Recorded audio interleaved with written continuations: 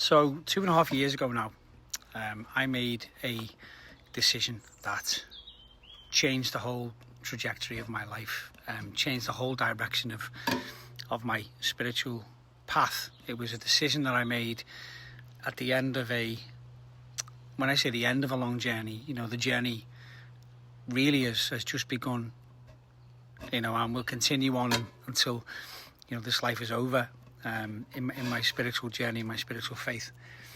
But I decided 2.5 years ago now to return to my Catholic roots. So I grew up a Catholic till I was 16, and I was actively involved in my local parish. I was an altar server, I went to Mass regularly. I'd grown up in a very faithful Catholic family. But at the age of 16, I walked away. And I've told this story many times on here, so I'm not going to go through the whole story again now. But that led me into the music industry, where I was in the music industry for over a decade.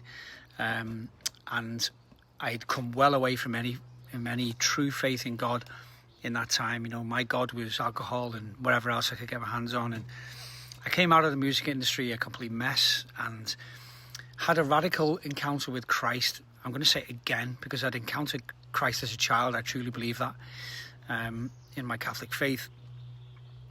And I had a radical encounter at an evangelistic outreach event,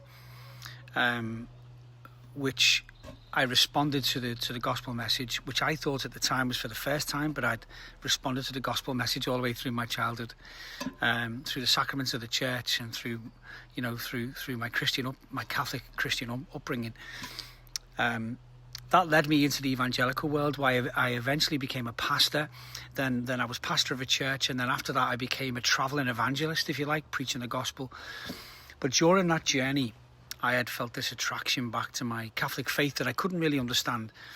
And it took a lot of soul searching. It took a lot of, years of study and educating myself on, I'd been a pastor that had spoken out against the Catholic Church for many years. I was a pastor for 9 years.